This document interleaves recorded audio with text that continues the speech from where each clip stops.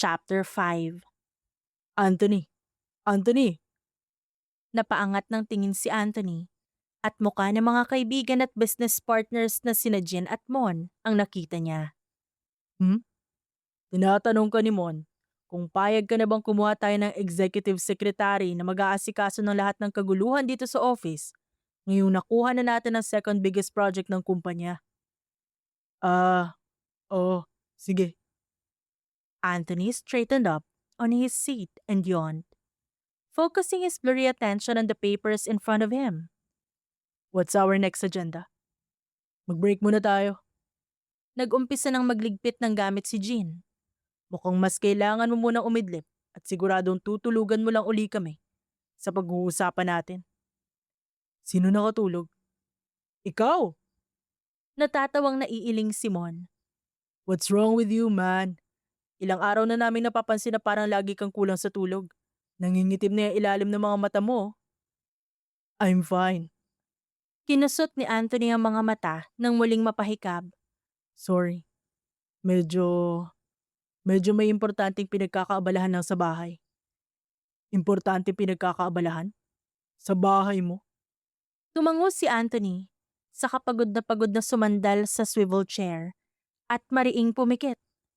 Squeezing the bridge of his nose, naaalala niya si Narika at TJ, kaya bigla niyang dinampot ang cellphone para alamin kung may message ang dalaga.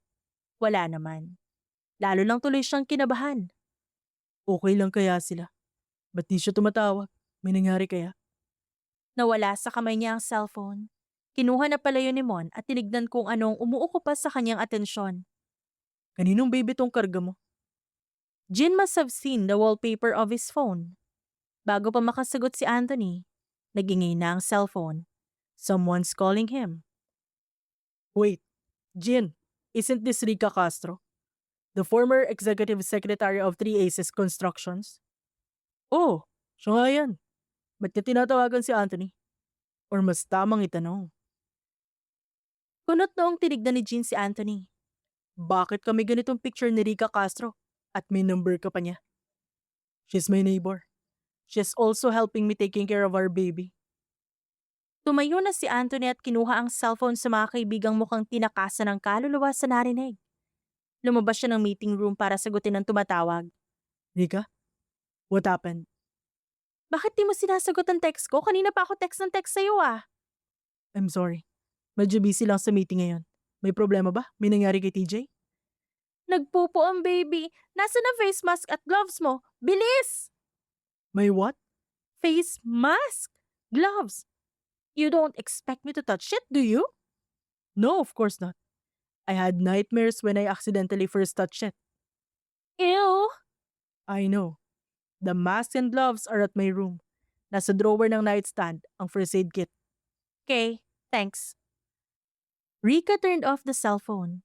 Napatingin na lang sa cellphone si Anthony at ini-imagine ang itsura ni Rika na natatarantang nililinisan si TJ. Malikot pa naman ang batang yun kapag gising.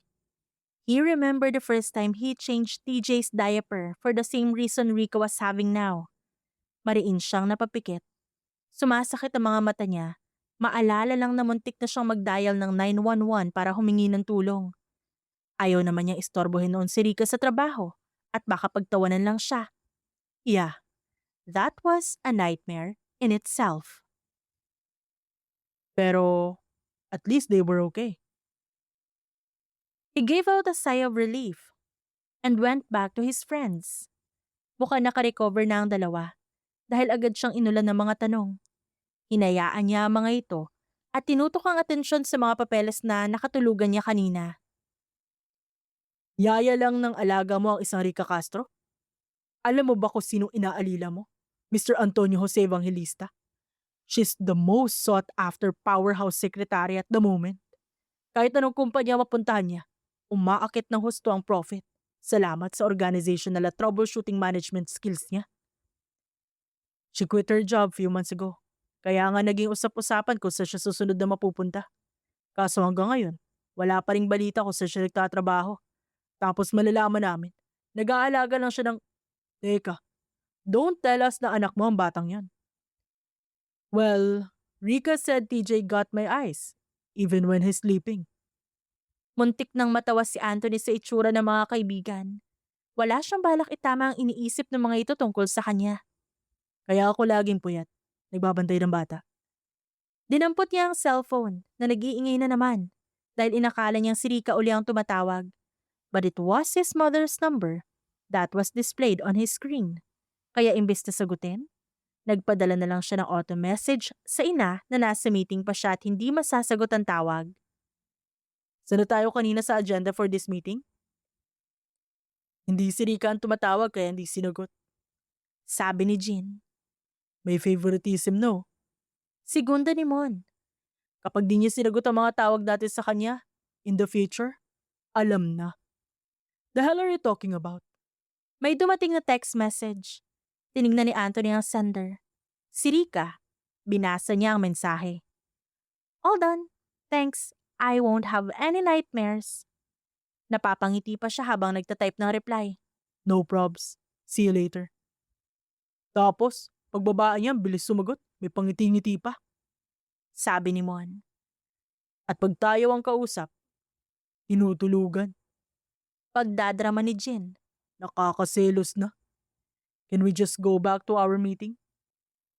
Pagkatapos mo kaming tulugan kanina, no, pag-usapan muna natin ang ugnayan yun ni Rica Castro. At bakit may anak na kayo nang hindi namin nalalaman? Kala ko ba kami lang ang best friends mo since college? You really want to talk about that instead of our plans for the future of our company? May magandang balita pa naman ako tungkol sa extra funds na ilang buwan na nating pinoproblema. Noon lang sa wakas na ilayo ni Anthony ang atensyon ng mga kaibigan sa issue kina Rika at TJ. At yun ang nagustuhan niya sa mga kaibigan. Maraming kalokohan, pero pagdating sa mas importanteng bagay, maaasahan naman. Nagpatuloy ang meeting tungkol sa mga kailangan at kaganapan sa papasibol pa lang nilang kumpanya. Marami silang natapos na usapan, kahit na nga ilang beses nang muntik bumagsak ang mga mata ni Anthony sa antok. Mukhang hindi pa naman niya napansin ni Jean at Mon, at natapos na maayos ang meeting. It was already past 6 in the evening when they got up from their seats. Saan tayo ngayon? May bagong bukas na bar si Maribeth and she wants us to join their exclusive opening night later. Nice. I'm in. I'll pass. Sabay na patingin kay Anthony ang mga kaibigan. Kailangan ko umuwi na maaga para maalalayan si Rika sa pag-aalaga kay TJ. See you tomorrow, guys. And drink moderately. Hindi niya na hinintay na mahimasmasa ng mga kaibigan at nauna na lang na lumabas ng meeting room. Kinawayan na lang niya ang sekretary nang batiin siya. Diretso siya sa elevator pababa sa basement parking. Yun ang unang pagkakataon na umuwi siya ng ganun kaaga. In fact, yun yata ang kauna-unahang pagkakataon na umuwi siya ng maaga mula nang matuto siyang gumimik nung high school. And he was almost in his 30s now. Hindi lang din basta maaga siyang uuwi ngayon. May kakaibang excitement pa siyang nararamdaman. I am not excited. Sambit ni Anthony habang nasa biyahe na. Nag-aalala lang ako na baka kung ano nangyari sa dalawang yun sa bahay. Lalo na, at di pa naman masyadong trip ni Rika mag-alaga ng bata. Napansin niya noon, mula nung araw na akuin nila ang pag-aalaga kay TJ. Hindi masyadong nakikipaglapit sa bata si Rika. Ni hindi nga kinakausap si TJ. At kung ano lang ang ibigay niyang instruction, yun lang ang gagawin ni Rika. Between them, he thought he was the one who was more into playing the role of baby's guardian. Samantalang ang alam niya, madaling mapalapit ang mga babae sa mga bata dahil ang mga ito ang may maternal instinct. Wala ko nun. Rika once said. Wala siyang maternal instinct. Saan naman kaya napunta yun? Saglit na napaisip si Anthony. Hindi kaya nalipat sa akin?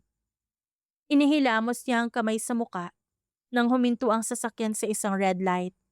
Kung ano-anong kalokohan ang naiisip niya. Yun yata ang epekto ng pagpapalipas ng gutom kaninang tanghali. Sa pagmamadaling makatapos ng trabaho ngayong araw. Kumain na kaya yon? Maya-maya tanong niya nang mapansin ang isang pizza house sa gilid ng kalsada. Baka pizza na naman pinadeliver niyang pagkain. Pag-andar ng mga sasakyan, iniliko ni Anthony ang kotse sa nadaanang restaurant para mag-take out ng pagkain. I hope she would like this. Kung aayawan niya, bahala siya magutom. Sir, bili na po kayo ng bulaklak. Mura lang po. Isang batang babae na mukhang nasa edad 7 ang humarang kay Anthony. Umiling siya at nilagpasan ng bata. Sinundan pa rin siya nito. Pasalubong niyo po sir sa syota niyo. Wala akong syota. Sa asawa niyo po. Wala rin ako asawa. Naalala niya si Rika. No, she's not the type of girl who likes flowers. Wait, why did he even consider giving that woman flowers anyway? Sa nanay niyo po sir. Sige na po sir, para makauwi na ako. May assignment pa kasi akong gagawin eh. Okay, bibiling ko na lahat yung tinda mo. Magkano ba yan? Kumuha ng 1,000 papel si Anthony sa wallet pagkasabi ng bata sa presyo. Huwag mo na ako suklian. Thank you po sir. Mag-aral ka mabuti ah. Sana po magustuhan ng syota niyo yung mga bulaklak na yan. Hindi na itinama ni Anthony ang makulit na bata at ngingiti-ngiti na lang na bumalik ng sasakyan. Dapat lang magustuhan niya to. Mahal ang pagkakabili ko dito. And he was not even thinking of giving this to his mother. Allergic kasi yun sa mga bulaklak. Rica Castro, that woman. He remembered their little scene when she looked like she wanted to touch something on his neck. Sinulya pa niya ang leeg sa rearview mirror ng kotse. Nothing special there, except for his pronounced Adam's apple. Itong pinag-iinteresan niya. Maraming ang babae ang nagsabing sexy ang tingin nila sa Adam's apple niya. Kinda weird, but was that what Rico was thinking about? He slightly cleared his throat as he pulled down his tie to loosen it a bit, giving a lot more breathing space for his sexy Adam's apple. You're crazy, Antonio Jose. Pero hindi na ibinalik ni Anthony ang pagkakaayos ng necktie niya. Busy siya sa pagmamaneho. Bawal maistorbo. Baka may masaging ibang sasakyan. Bumper to bumper pa naman ang traffic ngayon. Mahigit 1 oras pa ang lumipas bago siya tuluyang nakarating sa bahay. Nakakapagod ang biyahe. Lalo na at unti-unti nang nag-uumpisa ang Christmas rush kahit nasa unang linggo pa lang na Oktubre. Pero ito ang unang pagkakataon na hindi siya nagreklamo na sana gabi na siya umuwi gaya na madalas niyang gawin para makaiwas sa sobrang traffic ng Metro Manila. He just wanted to go home. Period. Dinampot ni Anthony ang biniling pagkain at mga bulaklak paglabas ng sasakyan. Pero naisip niyang napaka-awkward na ibigay kay Rika ang mga bulaklak nang wala namang okasyon kaya iniwan niya na lang yun sa kotse. Pagkabukas ng pinto ng bahay, agad bumungad ang itsura ng sala. His once neat, clean, and very organized living room now looked like a war zone for babies. Nagkalat ang mga damit ng bata kasama ng mga laruan, diapers, gamit ng wet tissues, baby oil, baby powder, at gamit ng feeding bottles. May mga bakas din ang natapon na milk powder sa maramol na sahig. Nahagip din ang tingin ni Anthony ang pink na palanggana na obviously ay pag-aari ni Rika sa lapag ng kusina. Sa tabi niyon may baby shampoo na natumba at tumatagas na laman sa sahig. Ang baby bath soap, kalahati na lang ang nakasampas sa dish soap. May bakas din ang natuyong tubig sa sahig. Mas malala pa yon kesa sa iniwan niyang eksena kaninang umaga. Parang nai-imagine na ni Anthony ang itsura ng kwarto dahil nandun ang 2 bisita. Iniwan niya ang kaguluhan sa sala at kusina at dumiretso sa kwarto para magbihis na muna bago maglinis ng mga kalat. Pagdating doon, hindi naman ganun kagulo ang naabutan niya. O hindi na lang niya masyadong pinansin dahil napako na agad ang kanyang tingin sa 2 mahimbing na natutulog sa kama. Watching the two somehow made him feel something warm and cozy inside. He never shared his bed with anyone. Nang makitulog sa bahay niya si Margot, dahil hindi makapagmaneho sa sobrang kalasingan, sa guest room ito natulog. Pero ngayong natutulog sina TJ at Rika sa kama niya, he didn't mind at all. And you offered your bed to Rika before, remember? What's that all about? Pinagkibit-balikat na lang yun ni Anthony at patuloy na pinagmasta ng mga natutulog. Bigla niyang naalala na maghapon nga pala siyang inaantok sa opisina Kaya pumwesto siya sa kabilang panig ng kama. Nasa gitna nila, ni Rika si TJ. Sinulyapan pa niya saglit ang dalaga habang unti-unti siyang nilalamon ng antok. It was chaos outside, but inside this room, with his pseudo-wife and kid, everything was just perfect. Suddenly, the world didn't seem so bad at all. He smiled again before closing his eyes. Chapter 6.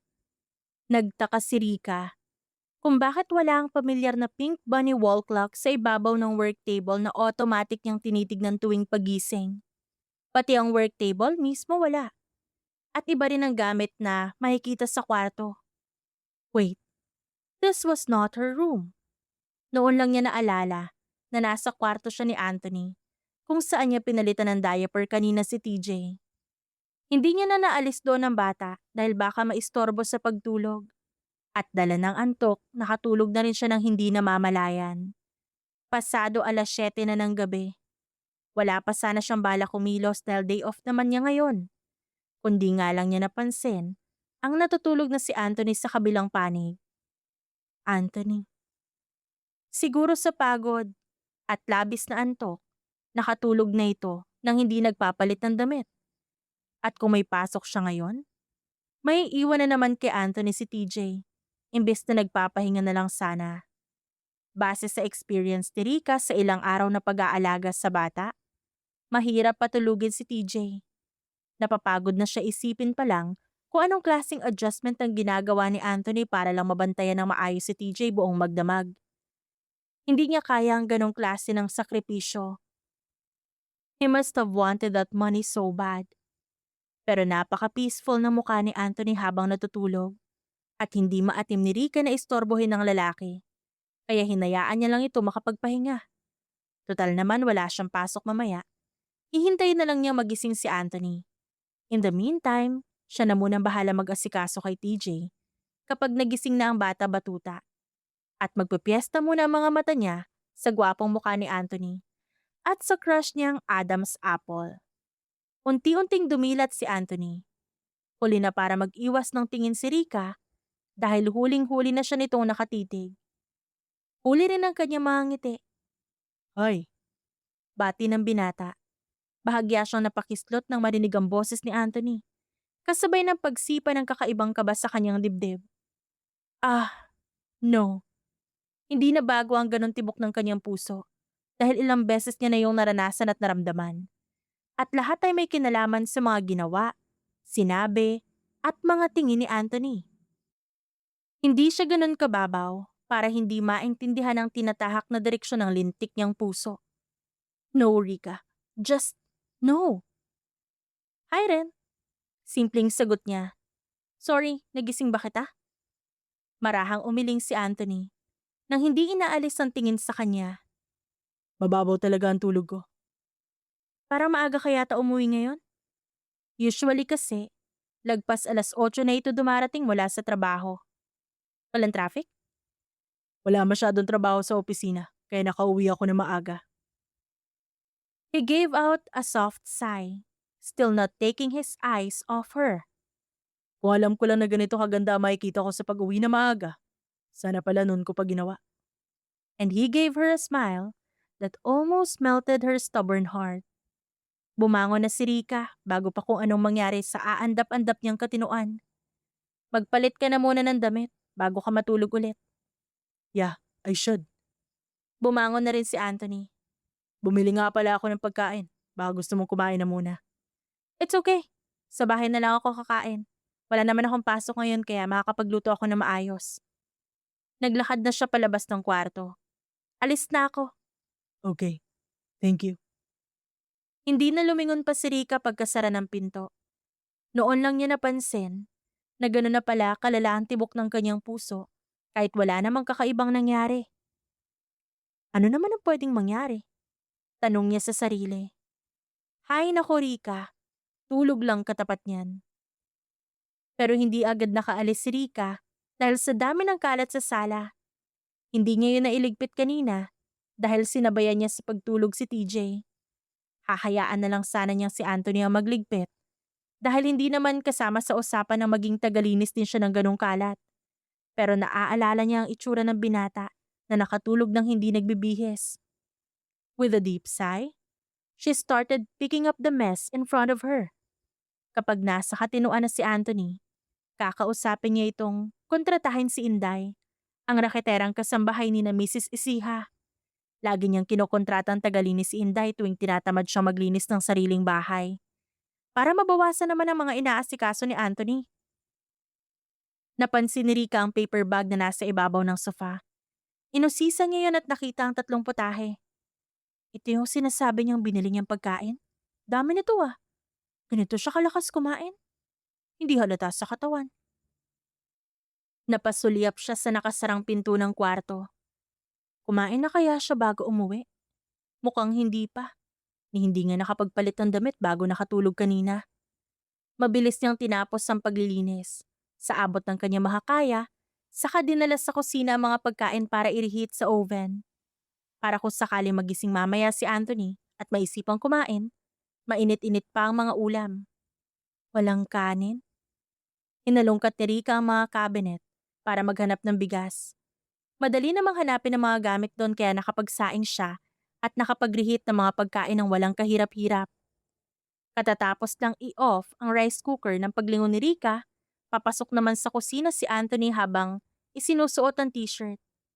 Agad na pako ang kanyang tingin sa tiyan ng lalaki, kaya nakita niya ang kapirasong langit na yon. Abs. Hello, hi. You're still here. Nakangiting bati ni Anthony, now fully clothed. Dumiretso ng tayo si Rika. Yep, nagmukha siyang tanga sa kakasunod ng tingin. Masilip lang ang abs hanggang sa huling sandali. Hi, yes, I'm still here.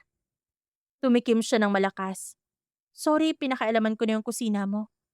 Naisip ko kasing irihit yung mga ulam na binili mo para hindi ka na mahirapan pag nagising ka.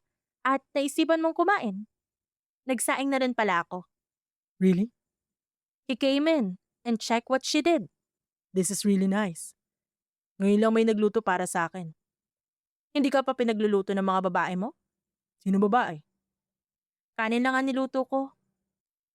Lalo na ng kanin. He turned to her, his smile brightening his tired but still handsome as hell face. Thanks. Siyempre, anong laban ng maligalig niyang puso sa ngiting yun, di ba? Dito ka na kumain para sabay na tayo. Kaya siyempre, walang nagawa si Rika kundi tumanguna lang. Sandali at maghihilamos lang ako. Wag na, sanay naman ako sa itsura mo. At anong ibig mong sabihin? Ilang beses ko na nakita ang bagong gising mo muka. Wala namang pinagbago sa normal mong itsura. Eksaheradong sumimangot si Rika. Sarap mong sapakin. I mean, maganda ka. Antok na antok man o kagigising lang. Tuluyan niyang sinapak si Anthony sa braso. Maitago lang ang pagtumbling ng kanyang puso. Oh wow! Good muscles, in all fairness. He offered her his other arm. Meron pa dito. She slapped it too before walking to the bathroom on the other side of the kitchen. Agad niyang nilunod ang mukha sa malamig na tubig ng gripo para mabawasan ang mainit na pakiramdam sa mga pisngi. Pero pagharap sa salamin, namumula pa rin ang kanyang mga pisngi. This is not good, Rika. You better lighten up and get back on track. Tinampal-tampal niya ang mga pisngi. There! Oh, natural. Ow! Isang beses pa siyang naghilamos. Baka sakali madala sa sabon at tubig ang lintik niyang nararamdaman. Paglabas ni Rika ng banyo, katatapos lang ni Anthony na mag-ayos ng mesa. He really looked good, with his tall, lean figure, comfortable movements, not to mention those arms and those abs. Also that sexy Adam's apple. Stop it, Rika. Saway niya sa sarili. Sabay tampal uli sa pisngi bago tuluyang nagpakita kay Anthony. Sigurado kang okay lang na makikain ako dito? Para mas okay na matulog ka na muna ulit at mamaya na lang kumain pagising? You look like you need to rest more. I'm fine. Gusto rin kita makausap actually. Hinila nito ang isang silya para sa kanya. Since we're going to pretend to be TJ's parents, we need to know each other better so we could act better in front of my family. May pakiramdam ako na ipapatawag tayo ng pamilya ko para makilala ka nila at si TJ. Ganun ba? Umupo na si Rika. Thank you. You're welcome. Pumwesto na rin si Anthony sa isang silya sa kabilang panig ng maliit na mesa. Have I mentioned that my father is a former police general? Normal sa kanya na pagdadahan at questionin ng lahat ng bagay at pangyayari sa mundo. Really? Yeah, last year lang siya nag-retire sa serbisyo. So sa kanya ba tayo mahihirapan? Pagkatapos magsali ng pagkain sa sariling plato, iniabot ni Rika kay Anthony ang serving plate. Thanks. Anong ulam ang gusto mo? Yung may gulay. Inabot nito sa kanya ang mangkok ng gulay. Hindi naman talaga mausisa si Papa. He would just probably ask you, or us, the usual stuff like, saan at paano tayo nagkakilala, at kung bakit di natin sinabi sa kanila ang tungkol sa pagbubuntis at panganganak mo. Bakit nga ba? Saglit na nag-isip si Anthony pagkatapos sumubo ng pagkain. Napatutok na naman ang tingin ni Rika sa Adam's apple. So nice. Let's just say, na iniisip natin na baka bigla nila tayong piliting magpakasal bago ka manganak nun. Sabihin din natin na wala talaga tayong balak magpakasal dahil masyado pa tayo nag-enjoy sa pagiging single. Masisipa ka ng nanay mo sa Adam's apple sa sagot mong yan. What? Agad nag-iwas ng tingin si Rika at tinutok ang atensyon sa pagkain. I mean, sa personality ng nanay mo na nakita ko sa grocery store, kalokohan niyang isasagot mo. May pagka-conservative nga si Mama. Pero alam din naman nila ni Papa na hindi ko pa talaga gusto magkapamilya. Kung sa bagay, How about you? Why are you still single? I don't want to get married. Period. Seriously? What? You think lalaki lang may karapatang mag-inarte pagdating sa commitment? Why? What do you mean why? Balik tanong ni Rika. I mean, you're pretty. You're nice. You're smart. You're... You're a girl. You're not supposed to be alone. Choice kong maging single. Walang pakialamanan, please. Napahinto sa pagsubo si Rika at tinignan si Anthony. At bakit mo kinu-question ang choice ko? Ikaw nga ayaw mo rin magpakasal, di ba? Iba ako. I have a plan of settling down someday. Then, that's the reason why we never told your parents about me having your baby. Because I don't want to get married as well. Won't you feel lonely if you don't get a partner? Muling tanong ni Anthony. I've been alone half of my life. Di naman ako nasisiraan ng bait. What if you fall in love? Don't you want to marry him? I'm not a romantic person, so obviously hindi ako naniniwala na masasabi lang na mahal mo ang isang tao kung pakakasalan mo siya. Sagot ni Rika. But it would be the ultimate profession of love, wouldn't it? Nope. Dahil may mga kakilala ako nagpapakasal na hindi naman talaga nila mahal ang isa't isa. Kailangan lang nila magpakasal dahil may mga bagay silang gustong makuha out of it. Then, what's the point of falling in love if people don't want to be with the person they're in love with? Malay ko sa mga taong in love. Basta ako, yun ang opinion ko. You really don't want to marry the person no matter how much you love him? Parang nag-aksaya ka lang ng panahon kung ganun. Of course not. In fact, yun pa nga ang patunay kung gaano mo kamahal ang isang tao o kung gaano kanya kamahal. Kung hindi siya or kayo, nagpapadala sa pressure ng kasal. As long as you're happy, it doesn't matter if you're together or not. Yeah, that's really just a waste of time. Binabana ni Rika ang hawak na kutsara at tinidor.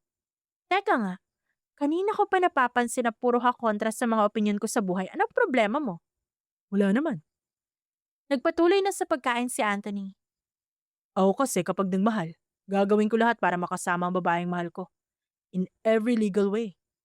I would want her to feel secure and protected emotionally, physically, and financially. Good luck. Nagsali ng tubig sa baso si Rika para sa kanilang dalawa ni Anthony. Thanks. Kung sakali pala, mahihirapan ako ng husto kapag nainlove ako sa'yo, no? Oo, kaya siguraduhin mong maiintindihan din ng parents mo kung yan ang ibibigay nating dahilan sa kanila kung ba't wala tayong sinabi tungkol sa pagbubuntis at panganganak tiyentes ko. Hindi na sumagot ang binata. Tahimik na lang na nagpatuloy sa pagkain. Well, what's the next topic? Do you like flowers? What? Roses. Do you like roses? Ayaw maghinala o umasa ni Rika. Kahit na nga parang may maliliit na daga na nagpa-party sa kanyang dibdib. I like flowers in general, but I prefer them planted on pots and on the ground.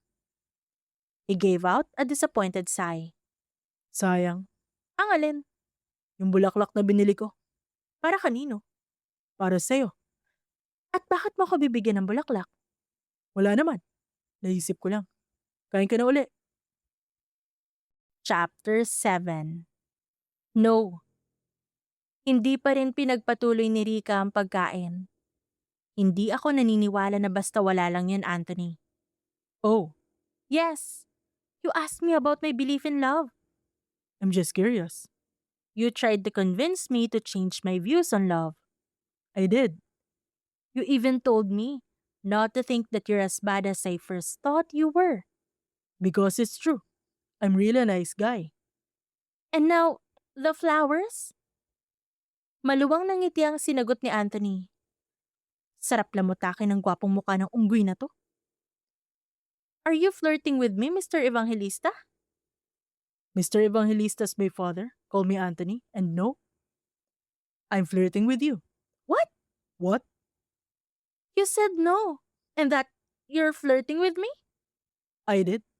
Sorry. What I mean is no. I am not flirting with you. Damn. Autocorrection. Umiling-iling si Anthony. Verbal to. Sa written lang uubra yung autocorrection. Talaga? Sabi nito. Halatang walang pakaalam sa mundo.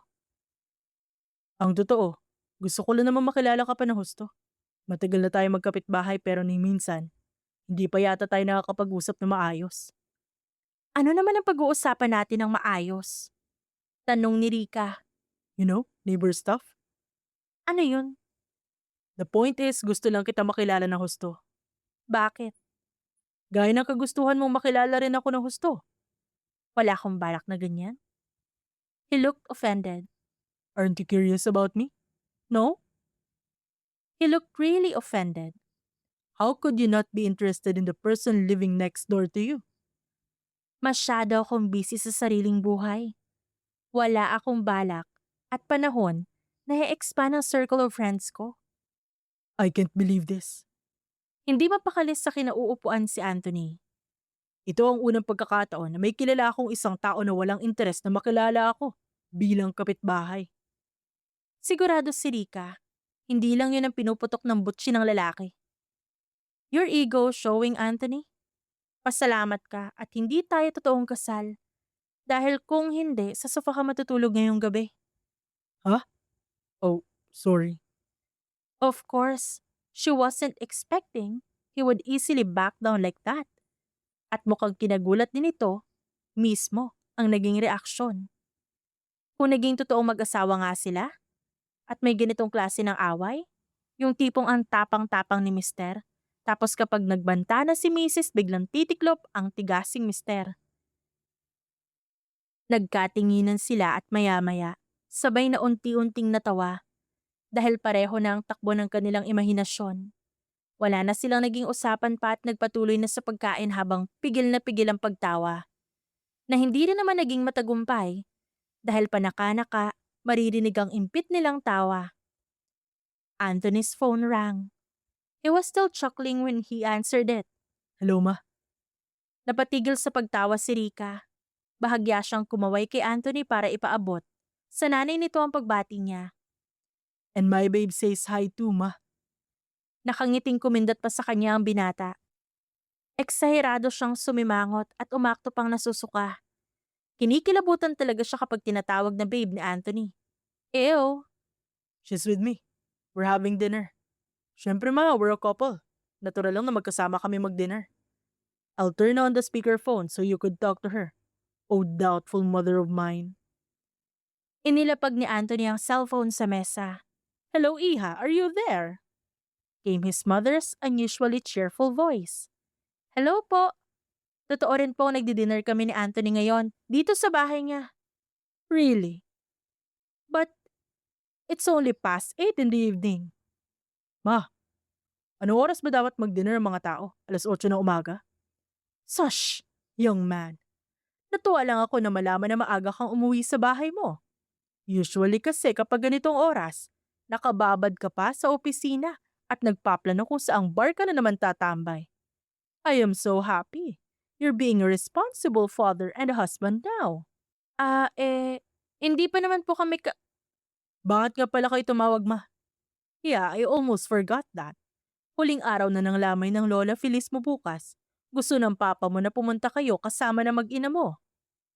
nagkatinginan sila. Yun na nga ang sinasabi ni Anthony, kung ba't kailangan nila mag-practice ng husto sa mga posibleng itanong ng pamilya nito. Hindi lang akalain ni Rika na ang unang meet-up niya sa pamilya Evangelista ay sa isang lamay pa. At malamang, nandun din ang buong angkan. Ngayon palang sumasakit na ang ulo niya. Oh, I'm so excited to see you. Nag-shopping nga kami kahapon ng papa mo ng mga damit at iba pang gamit ni TJ. Your father took almost half the day just to choose what kind of baby crib to buy. Can you believe that? Mas maarte pa siya sa akin. Munti ko na nga siyang hiwalayan dahil sa baby crib na yan. Natawa na lang si Rika.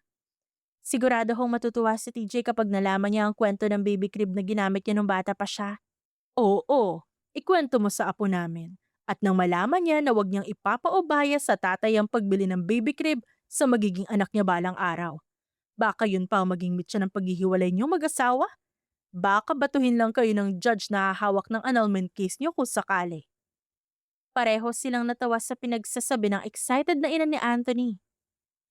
Anyway, I'll just see you tomorrow, okay? Kahit sa gabi na kayo pumunta at na makapagpahinga kayo sa buong maghapon bago magpunta ng lamay. Alam ko naman na pareho kayong busy sa mga trabaho. Oh, one more thing. What's your favorite dish, Iha? Nasa mood kasi ako na magluto.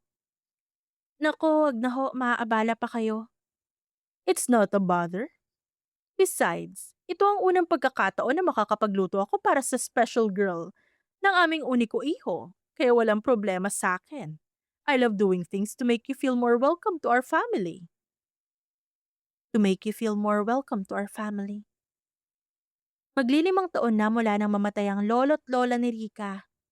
Napakatagal na panahon na nang huling beses niyang maramdaman na ginusto na rin niyang maging parte ng pamilya. And those words warmed her heart. Adobo ho, kahit anong klase ng adobo. Paborito ko. Pareho pala tayo ng paboritong ulam. O siya, see you tomorrow, okay?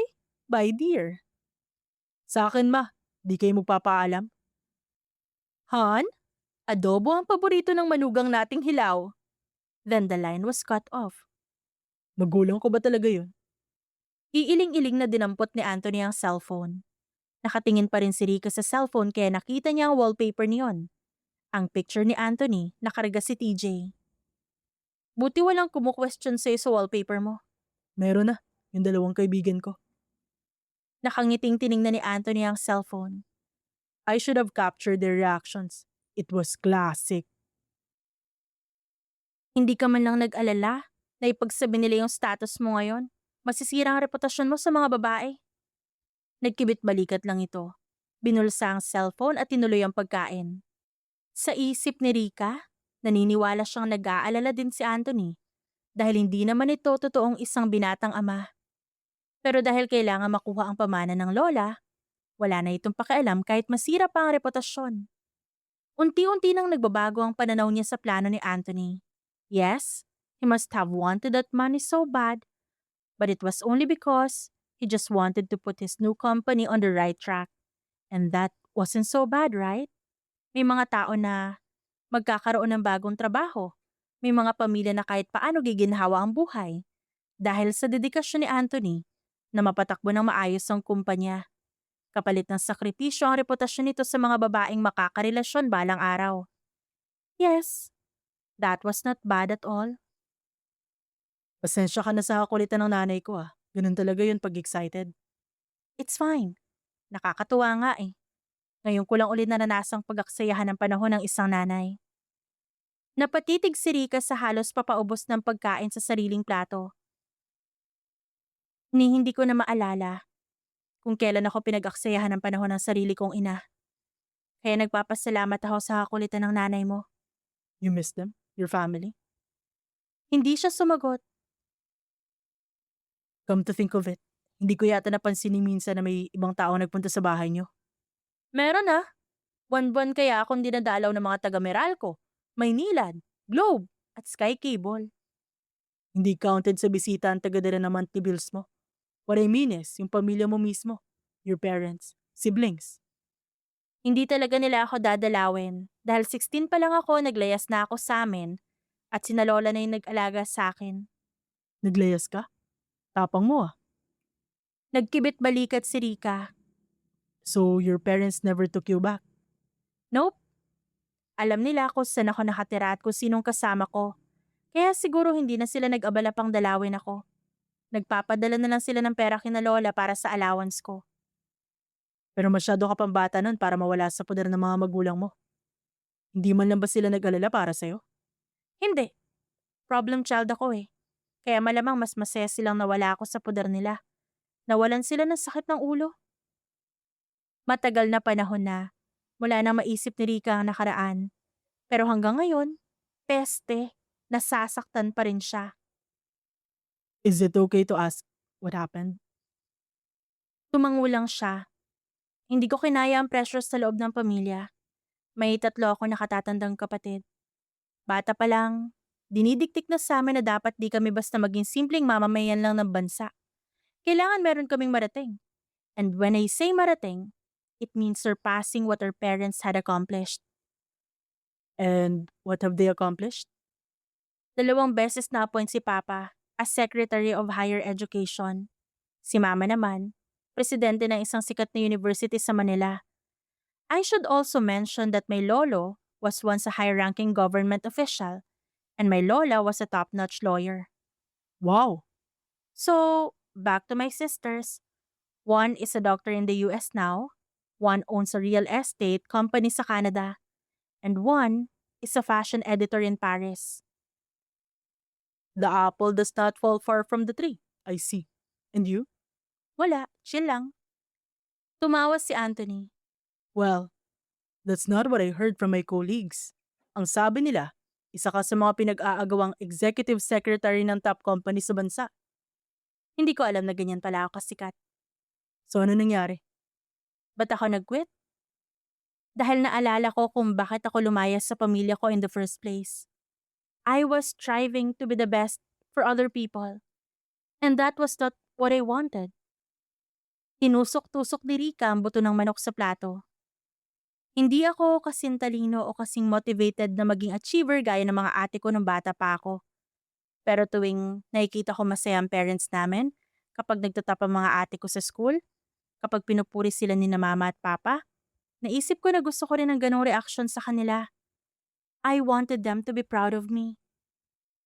Unfortunately, dahil sa mga nauna nang na-achieve ng mga ate ko, hindi na sila nai-impress sa academic achievements ko. They were expecting more from me. They wanted more so I gave them more. Pero naging burden sa akin ang lahat. Emotionally and physically. Dumating na nga ako sa point to na nagkakasakit na ako. Doctor's findings? Stress and over-fatigued. At a very young age. Yep, but my parents were never concerned. They were too busy with work to be bothered with a kid who were just tired. Napabundong hininga si Rika nang maalala ang araw nang marinig yun sa mga magulang niya pagkatapos kausapin ng doktor. After all she did for them, they just didn't care at all. Kaya ayun, tumigil ako sa paghabol sa mga bagay na hindi naman ako masaya at hindi rin naman napapasaya ang mga taong pinagbibigyan ko. Nawala ako bilang top student ng school. Hindi rin ako napapasali sa national quiz bee at iba't ibang academic competition. You became a normal student. And my family called me a rebel. Isang beses pang napabuntong hininga si Rika. They called me the biggest failure in the family. And that they can take a failure in the family. Sinubukan ko namang ipaintindi sa kanila ang dahilan kung ba't hindi ko magawa ang gusto nila. Na ikamamatay ko kung susubukan ko lagpasan ng mga na-achieve na nilang lahat. Pero walang nangyari. Araw-araw, nakakarinig ako ng masasakit na salita. Araw-araw, pinapaalala nila sa akin kung gaano ako kawalang kwentang anak at walang silbi sa pamilya. I got so depressed that I wanted to die then. So, I ran away before I'd really try to kill myself. and give them more reason to hate me. You're not a failure, Rika. Baka nga masiraan pa sila ng bait kapag nalaman na sa unang pagkakataon, may isang executive secretary na masikat pa kesa sa mga genius na businessman sa bansa. Napangiti naman siya. Thanks. And I'm happy to hear that you've chosen to live according to your own rules.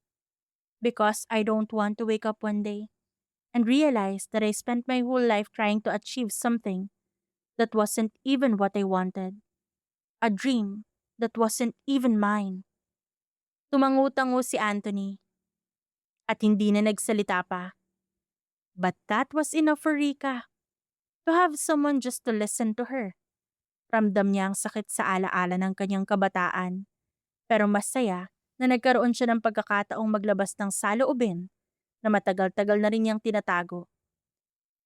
Ayaw niyang mag-open up sa ibang tao, pero at some point, gusto rin niyang kahit papaano may mag-offer na makinig kahit ayaw niyang magsalita.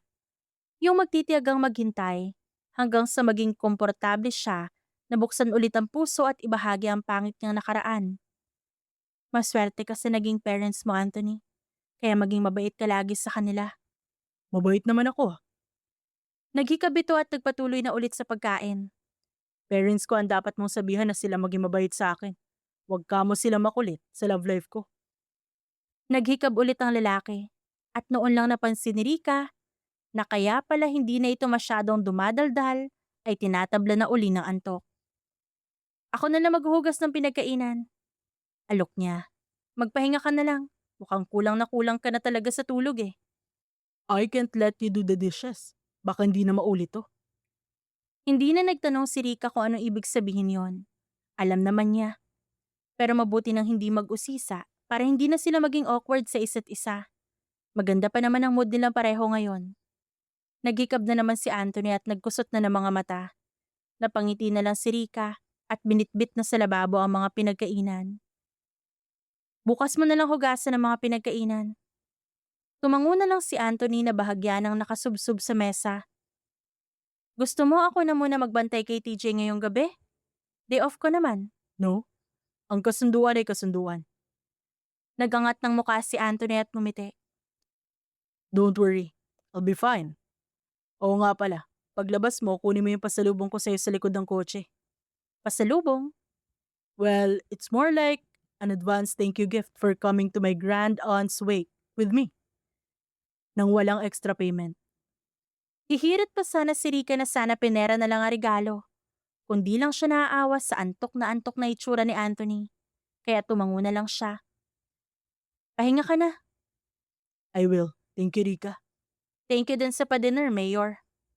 Narinig pa niya ang tawa ng lalaki bago siya tuluyang nakalabas sa dining area. Katabi lang ng maliit na pathwalk ang nakaparadang kotse ni Anthony, kaya madaling makita ang tinutukoy na thank you gift sa backseat ng kotse. A basket full of red roses. Kaya ba siya nagtanong kanina kung gusto ko ng flowers? Napangiti siya ng singhuti ng mga bulaklak. Thank you. Rika! Inihagis niya ang mga bulaklak sa kalumingon. Wala akong ginagawang masama. Rika, si TJ. Nagpapanik ang itsura ni Anthony. Something's wrong with him. What? Dinampot ulit niya ang basket ng bulaklak at inihagis sa backseat. Saka sinundan si Anthony na humahangos papasok sa bahay. Nakasalubong niya ang binata sa sala. Karga ang bata na panay ng iyak. Ano nangyari? Ang taas ng lagnat niya. Marunong ka mag-drive? Oo. Ikaw na magmaneho. Hinagis nito ang susi ng kotse na agad naman niyang nasalo. Hindi na siya nagtanong pa at sumakay na sa kotse. Saka pinaharurot papunta sa pinakamalapit na ospital. Chapter 8. Matagal-tagal na rin ang huling beses kong makita ang araw ng ganito kaaga. Sabi ni Rika. Nasa loob lang kasi ako ng bahay kapag gising. At wala ng araw pag umaalis papuntang trabaho. Pag uwi ko naman, hindi pa sumisikat ang araw. So, how was the sun this morning? Tanong ni Anthony. Still hot. Napapangiwi pa siya pag tinatamaan ng sinag ng araw. And still bright. Natawa ang binata. Naglalakad na sila sa isang parke na puno ng mga puno malapit sa ospital kung saan nila isinugod kagabi si TJ. Nagpasya silang maglakad-lakad sandali bago umuwi. Kagabi pa dapat sila nakalabas sa ospital dahil ayon sa doktor, nanibago lang daw ang katawan ng baby sa pagbabago ng panahon. There was nothing to worry about that. Pero, nag-decide pa rin silang sa ospital na magpalipas ng gabi para makasigurong wala nang ang ibang problema kay TJ. Kagabi rin nakita ni Rika kung paano nagbago ang personality ni Anthony from a happy-go-lucky guy to a serious commanding father. Kaya siguro hindi na rin nakatanggi ang hospital staff na bigyan sila ng kwarto where they could spend the night. O pwede ring dahil walang masyadong pasyente ng mga oras na yun, kaya napagbigyan ng request nila, I like mornings. sabi ni Anthony. They give off some sort of refreshing feeling. Kaya nagja-jogging ako tuwing umaga bago maghanda sa pagpasok sa work. Nagja-jogging ka sa umaga? Ba't hindi kita nakikita? Gising ka ba sa umaga? Hindi. Kung ganon, umpisahan mo nang magpigil ng matulog pag uwi sa umaga para makita mo ako nagja-jogging. Nakakatamad kaya? Mas masarap matulog, no? Lakas mo talaga makasira ng pride, no? Sleep is better than pride. Agreed. Si Rika naman ang natawa, Good to hear you laugh. Masarap pakinggan. sabi ni Anthony. Inayos ni Rika ang mga lampin at kumot sa baby carrier, kung saan tulog na tulog pa rin ang bata batuta. Sarap ng tulog, oh. Parang wala lang yung nangyari kagabi, ah. Ilista natin ang mga atraso niya at singilin natin siya paglaki niya. Naghikab si Anthony at bahagyang nag-inat.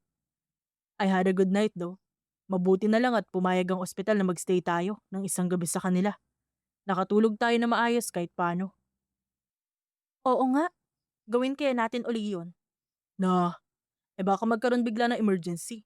Kawawa naman ang mga ngailangan ng hospital room. Mag-hire na lang siguro tayo ng yaya para kay TJ. Nagsasawa ka ng mag-alaga? Hindi naman.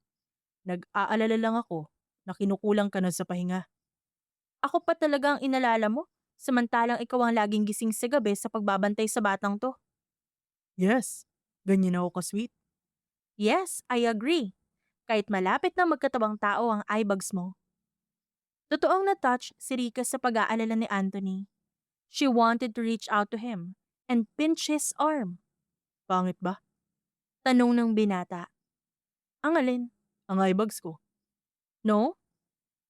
He had a satisfied smile on his lips now. Rika's heart was smiling back. That was, if her heart was able to smile. Bahagya siyang tumikim para maibalik sa tamang direksyon ng kanyang puso. Isip pala. Isip. Tingin ko, kailangan mo nang kumuha ng tagapag-alaga ni TJ. Bigyan mo na lang ng day off kapag day off din nating dalawa para magkaroon naman tayo ng quality time kay TJ. Children needed their parents, needed their warmth, needed their assurance, needed to feel where they wanted. Loved. Alam lahat yun ni Rika dahil pinagdaanan niya ang lahat ng yon. Kung paanong muntik na masira ang pagkatao niya dahil nawala ng pakialam ang sarili niyang mga magulang sa kanya. Nagbago ka na. Maya-maya sabi ni Anthony. Dati, halos ayaw mo makialam sa pag-aalaga sa kanya. Ngayon, daig mo pa ang totoong nanay ni TJ. Kaya ko naman kasing ibigay sa kanya yung simpleng pangangailangan. Ano ba naman yung alagaan ko siya kapag wala akong ginagawa, di ba? Isa pa, ayoko maranasan niyo yung pinagdaanan ko. Hindi maganda sa pakiramdam, no? Then we'll make sure TJ will be an upstanding, loveliest child in the universe. Give me 5, babe. Babe mo mukha mo. Tumawa si Anthony. Napangiti naman si Rika. Buisit na lalaking to. How dare him to make her smile like that? In this early morning? But it was a good feeling. She never felt this good for a long time. Napansin niyang makakasalubong nilang isa ring pamilya. A mom, dad, and a baby on a stroller. Panay ang pakikipag-usap ng babae sa baby. Panay ang walang hintong papuri sa bata na sinisigundahan ng tatay. Napansin din sila ng mga ito. Ngingitian sana ni Rika ang mag-asawa, Pero binalingan uli ng babae ang anak at muling pinaulanan ng papuri habang papalapit sa kanila na para bang ang anak lang ng mga ito ang pinagpala ng Diyos. Nagkatinginan sila ni Anthony. Mukhang napansin din ito ang pinapahiwatig ng paparating na pamilya. Challenge accepted. Ang cute-cute mo talaga, TJ. Tulog man o gising. Hinugot ni Rika sa bulsa ang mga bulaklak na wala sa isip na naisuksok pala niya roon ng ilan kagabi nang kunin niya sa backseat ang gamit ng bata. Dala siguro ng pagkataranta. Nilapag niya ang mga bulaklak sa tabi ni TJ na agad din niyang inalis dahil nagmukhang paglalamayan ng bata. Well, love you no matter what. You beautiful baby boy. Even if it took half of our precious sleeping time. You took the flowers. Hindi ako tumatanggi sa bigay. Nadagdagan ng ganda ng ngiti ni Anthony bago balingan si TJ. You're so pretty, boy. Just like your mommy. No? Handsome like daddy. Sexy like mommy too. You mean hot like daddy? Kahit laging amoy playboy na may eye bags? Saglit na napatingin si Anthony sa kanya. Are you flirting with me? Gawain mo yan, boy. He just laughed his ass off as the other family passed them by. Sinundan ng tingin ni Rika ang pamilyang yon at hinintay ko hihiritan pa sila. Hindi na. Yosh, panalo ang pamilya nila. You're crazy. Natatawang sabi ni Anthony. Maya-maya nagring ang cellphone nito. I hope TJ gets the craziness of yours. Dagdag pogi points pa naman sa mga babae ang lalaking palabiro. Sinagot na nito ang tumatawag. Hello? Yes, this is Anthony Evangelista. Who's this? From DSWD? Kinabahan si Rika. Ewan, pero parang may kung anong mangyayaring hindi maganda. Lalo na at unti-unting nagbago ang ekspresyon ni Anthony hanggang sa matapos ang pakikipag-usap. May balita na ba kung sino nag-iwan kay TJ sa bakuran ko? Yes. May nakuha na raw CCTV footage ang mga pulis sa isa sa mga kapitbahay natin sa subdivision. Kung saan, malinaw na nakita mo ka na may dala kay TJ. They are saying that she's probably his mother. Itakas natin si TJ. Sinulya pa ni Rika ang natutulog pa ring bata. Hindi naman siguradong aalagaan siya ng magulang niya. Rika, Nagawa nga niyang basta itapon yung bata, di ba? Paano sila makakasigurong hindi na siya uli itatapon ng nanay niya kapag naibalik na sa babaeng yon? Paano kung sa susunod na mangyari yon, hindi na kasimbait natin na makakapulot kay TJ? Paano kung wala na makakita kay TJ sa pagtatapunan sa kanya? TJ could die. Yun ang gusto sanang idagdag ni Rika. Hindi lang niya magawang isatinig dahil naiinis siya kay Anthony na para bang walang pakialam sa mga posibilidad ng sinabi niya. Gusto sana niya itong sipain. Pero sa huli, napabuntong hininga na lang siya. She was overreacting to a child who was not even hers. Masyado na ba siyang na-attach kay TJ? Yun ba ang tinutukoy ni Anthony nang sabihin nitong nagbago na siya? Pero kasi, sino naman ang hindi maa-attach sa batang ito? Kung nasakop na ni TJ ang personal space niya at na-invade ang sleeping at waking hours niya mula nang mapunta ito sa poder nila, di ba? Siyempre, mapapalapit nga talaga siya ng husto. Pero dapat na rin niyang ipukpok sa sarili niya ang katotohanan sa tunay na estado ng pagdating ni TJ sa buhay nila. Na temporary lang ang pagiging guardian nila. At isa sa mga araw na darating, mawawala na ang bata sa kanila dahil may totoo itong magulang. Magulang na walang pake. At siya'y meron? Wow, the improvement she had made on herself. Isang beses pang bumuntong hininga si Rika para kahit papaano mabawasan ang pagkaasar na nararamdaman. Salamat nga pala sa mga bulaklak. you're welcome. Sorry at medyo lanta na ang nakuha mo. Bibigyan na lang kita ulit. Tumangulang si Rika. Binili ko lang yun sa batang nagtitinda sa kalye na sumalubong sa akin sa labas ng restaurant kung saan ko binili yung pagkain natin kagabi. Gusto na raw niyang maibenta lahat ng bulaklak para makauwi na siya at makagawa ng assignment. Pero parang naisana ko ng batang yun. Nakita ko kasi siya nagbebenta uli ng panibagong set ng mga bulaklak sa ibang tao. Hayaan mo na. Maganda naman ang intensyon mo nang bilhin mo yung mga to. You said, I was handsome earlier. Hot even. Now you just pointed out my good intentions. Bumabawi ka sa pagdurog sa ego ko, ah. Nagkibit-balikat si Rika at tahimik nang nagpatuloy sa paglalakad.